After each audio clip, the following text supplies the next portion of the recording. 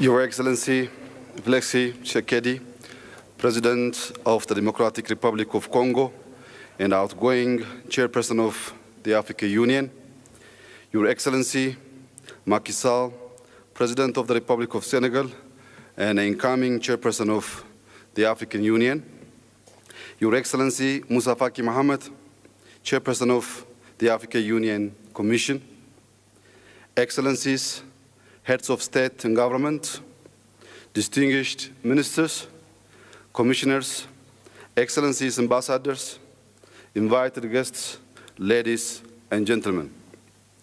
At the outset, let me welcome you all to the land of origins on behalf of the people and government of Ethiopia. Let me also take this opportunity to celebrate our reunion in Addis Ababa after a 2-year disruption caused by the COVID-19 pandemic. In this regard, I wish to express my appreciation to the entire leadership of our Union, and particularly to His Excellency President Cyril Ramaphosa for providing exemplary leadership in our collective response to the challenge of the pandemic. Over the past 2 years, we have struggled not only against the human cost of the pandemic, but also an inequitable system of vaccine distribution, arbitrary travel bans, border closures, lockdowns, and misinformation about the value of vaccines. Most importantly, as Africans, we have also learned that cooperation and collaboration is vital, not only for our health, but also for our collective survival. Excellencies, ladies and gentlemen, our Union has committed to undertake ambitious plans designed to transform our continent and create the Africa we want. We want a prosperous Africa based on sustainable and equitable development. We want a politically united continent that aspires to fulfill the ideals of Pan-Africanism and the vision of an African Renaissance. Fulfilling our aim of birthing the Africa we want through robust implementation of Agenda 2063 and its flagship project will require us to make extraordinary efforts collectively. Our theme for 2022 is nutrition and food security. Over the past year, acute food insecurity in Africa has increased by over 60%. The effect of COVID-19 continues to aggravate our fragile economies. Floods, droughts, desert locusts, and other climate-related natural disasters have increased food insecurity for millions of our citizens. With 60% of the world's arable land in Africa, it is of utmost importance that we need to use our natural asset to maximize agricultural output and feed our people without reliance on external assistance. In the past 2 years, Ethiopia has made substantial investment in intensifying in summer wheat production through irrigation. Our farmers have been able to control and manage production factors to maximize yields using irrigation. Nationally, we have attained production over 20 million quintals of irrigation wheat farmed on over 500,000 hectares. This has generated nearly 60 billion birr in income to our farmers. These efforts are generating great results and will, in the imaginable future, begin to contribute to our food security and self-sufficiency, despite the climate variability our region is confronted with. One of the toughest challenges we face in Ethiopia is dealing with the effect of deforestation. While a century ago, Ethiopia's forest coverage was 35%.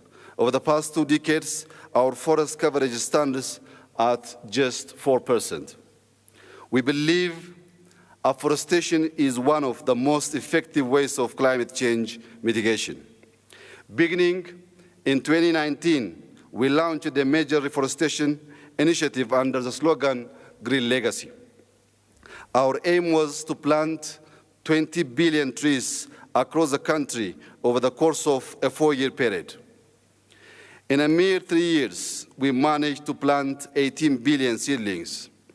And this year, with the Green Legacy Initiative in its final year, we will not only meet our national target, but plan to surpass the target by reaching 25 billion. Additionally, through this initiative, we have sent seedlings to neighboring countries to inspire regional efforts. If we can collaborate to spread the message of green legacy in the continent and implement measures that maximize our food security and self-sufficiency, we will be able to guarantee our citizens the basic necessity of life without reliance on charity. Excellencies, ladies and gentlemen, Africa's voice on the world stage needs to be heard loud and clear. Africa must also be represented on important international bodies. Today, more than 7 decades after the creation of the United Nations, Africa remains a junior partner without meaningful input or role in the system of international governance. This is particularly true of the United Nations, where Africa lacks representation on the Security Council and is underrepresented in a variety of ways. It is the right time to reform and revitalize the United Nations system to reflect current global realities and ensure that it is a more representative and equitable body. Only fair representation and transparency in those institutions can usher in a just era in multilateralism. Consistent with our Esluini Consensus of 2005, we should collectively insist that Africa's reasonable request for no less than 2 permanent seats and 5 non-permanent seats in the UN Security Council be adopted. Equally important is Africa's media representation on the international stage. Africa is often portrayed in international media negatively. The endless representation of the continent troubled by civil wars, hunger, corruption, greed, disease, and poverty is demeaning and dehumanizing, and likely driven by a calculated strategy and agenda. This stereotypical and negative media representation of Africa not only disinforms the rest of the world about our continent, but also shapes the way we see ourselves as Africans. Telling our own stories and shaping our own narratives must be our top priority. In this regard, I would like to propose to this august body the establishment of an African Union Continental Media House. This media house could be organized to provide authoritative news and information on our continent, fight disinformation, promote our collective agenda, and offer opportunities for Pan-African voice to be heard. Excellencies, ladies and gentlemen, peace and security are critical issues affecting our continent. Despite the African Union's intensive engagement in addressing peace and security challenges of the continent, guided by the maxim, African solution to African problems, new and complex problems that undermine our unity and sovereignty continue to emerge. In this respect, the past year was particularly challenging to our continent in general, and my own country, Ethiopia, in particular. Ethiopia's challenge was internal in nature and a matter of maintaining law and order. But resolution of our internal matters was made exceedingly difficult by the role played by external actors. I wish to take this opportunity to thank you all for your support, solidarity, and understanding as we underwent these trying times. As you are aware, despite the intransigence of the other side in this conflict, my government has taken a variety of measures to minimize the loss of life and destruction of property. We have implemented unilateral withdrawal from conflict area and used force that is necessary to ensure law and order. As a gesture of goodwill, we have released high-profile suspects with a view of creating conducive environment for peace. We shall leave no stone unturned in our search for peace in our country. Consistent with our commitment to peace, to peaceful resolution of conflict, we have recently launched an inclusive national dialogue platform with formal legislation. Our commitment to pursuing lasting and durable peace in our country shall remain steadfast. Excellencies, ladies and gentlemen, the greatest lesson that Ethiopia has learned over the past year is that without the solidarity of our African brothers and sisters, our existence as a nation would have been at great risk. This affirms the wisdom of our forefathers and foremothers in their dream of Pan-Africanism. The old saying is true: united we stand, divided we fall. Today, we stand proud and tall as Africans in the shadow of those who struggled to liberate and unite Africa. Our steadfast unity is the anchor and the foundation of our Agenda 2063. A continent of 1.3 billion people, a substantial percentage of them young and dynamic, will drive Africa's prosperity and pull it out of poverty as we set forth in our Agenda 2063.